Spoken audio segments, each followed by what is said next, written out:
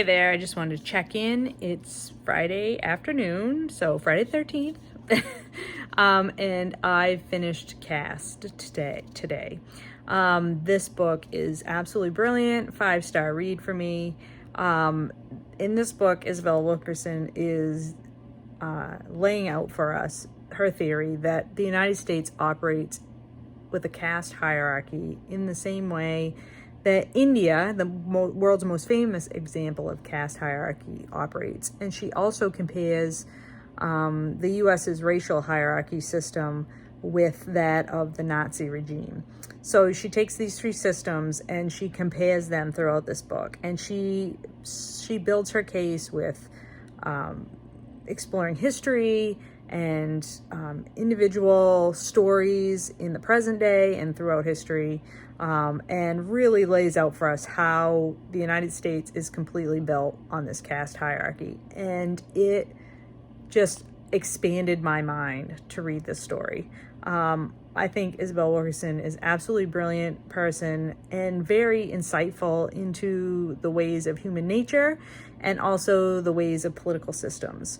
And you know, she gives these anecdotes throughout the book that illustrate her points that she's making. And she's not only talking about anecdotes that happen to other people, she's also talking about anecdotes that happen to herself. So like as a young person, she was a reporter for the New York Times. I believe it was the New York Times. It was a big newspaper of importance. And she was traveling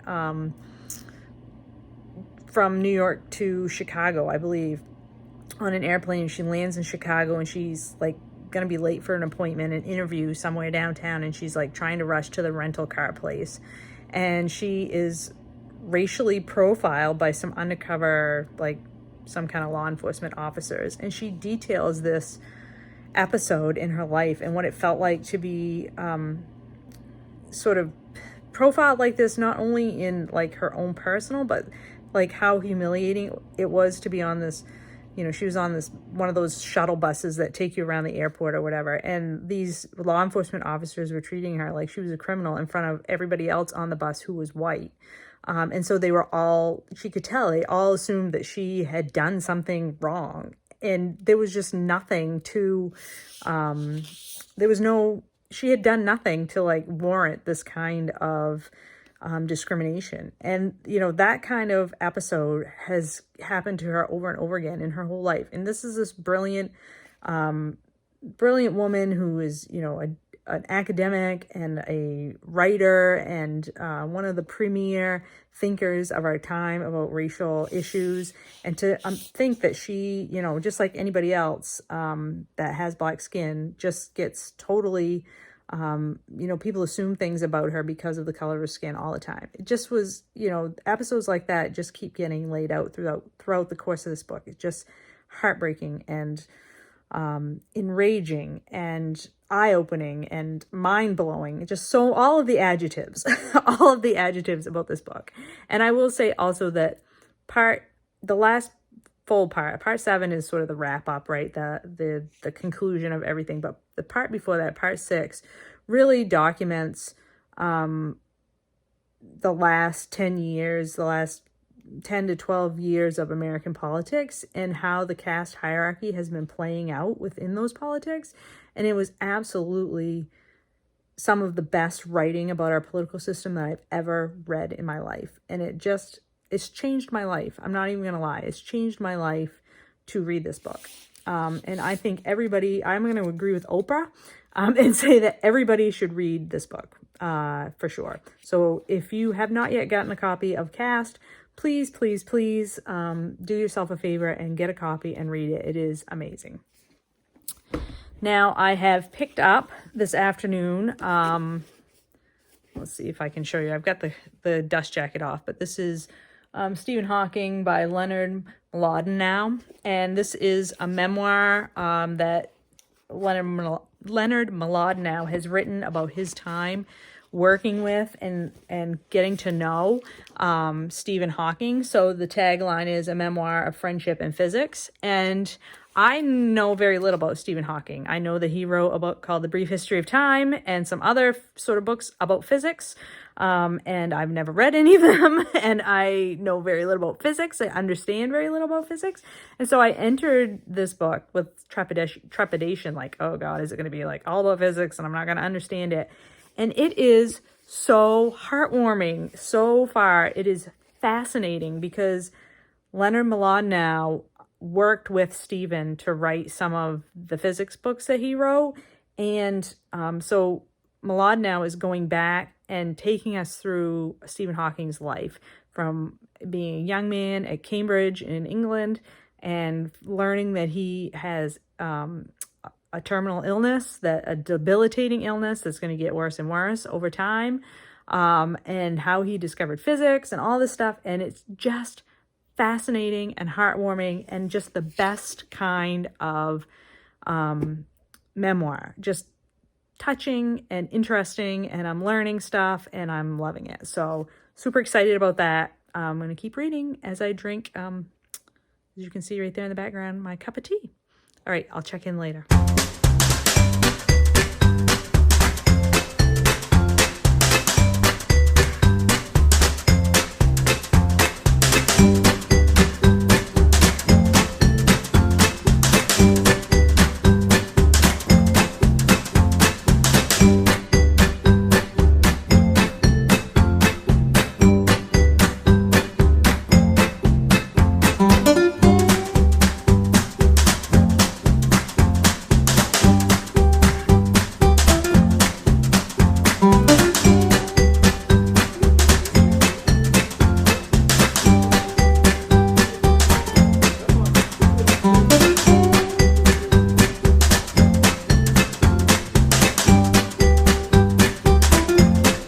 One more book this week to end out week 2 of NonFiction November, and that is Stephen Hawking, A Memoir of Friendship and Physics by Leonard Mlodinow. And this book was a delight. I was so pleased with this book. So it's a short memoir. It's around 220 pages, and I read it all in one day. And Mlodinow had worked with Stephen Hawking on two of his books, A Briefer History of Time and another one. I don't remember the name of it off the top of my head. But after Stephen Hawking died, some people in the publishing world had approached him and said, you should write a memoir about your friendship with Stephen Hawking. And he thought that was a good idea. And I am so glad that he did, because this book melds Mlodinow talking about some of Hawking's physics theories, which have to do with black holes and other, the origin of the universe and other stuff that I just, is very hard for me to understand because physics mostly just goes over the top of my head. But the author does a very good job of explaining these physics topics in understandable everyday language. So I thought he did an excellent job on that end of it. And then the laying out of Stephen Hawking's life and how Mlodinow gets to know him over the course of working with him on several books is so heartwarming and delightful. Stephen Hawking is quite a character. He was diagnosed with ALS when he was a young man, 20 years old. So before that, he just was a regular, had a regular health perspective. And when he was in college, he started to have some issues. And over time, they finally diagnosed him with ALS. And then, of course, his physical health deteriorated until he was fully paralyzed and could only communicate through using a computer. He was totally dependent on healthcare workers to do and meet all of his basic needs. But he lived until, he was in his 60s. So, and in the meantime, he really was a brilliant physicist. But it wasn't until after he was diagnosed with ALS that he really got serious about working on physics. Before then, he had been an indifferent student, had not really known what he wanted to do with himself and his life. And then having this diagnosis of a terminal illness, which he thought was going to kill him much earlier in his life, sort of focused his interest and led him down the path of really studying physics and sort of, some of his ideas, focusing in on those. So it was really, really delightful to read about. And Mlodinow really is an excellent writer, and it does such a good job of not only explaining really highly technical science information in a way that's understandable, but also is great at talking about a person who was not the easiest person in the world to be friends with.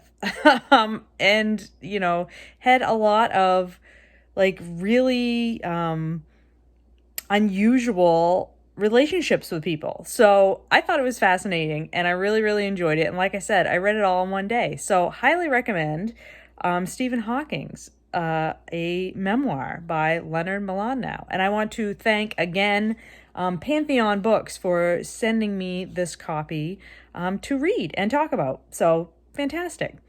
So that wraps up week 2 of NonFiction November. I've been reading a bunch of stuff, but I completed 3 books this week. So I think that's excellent. I feel like I'm really on a roll with my nonfiction reading, and I'm really starting to make my way through my TBR.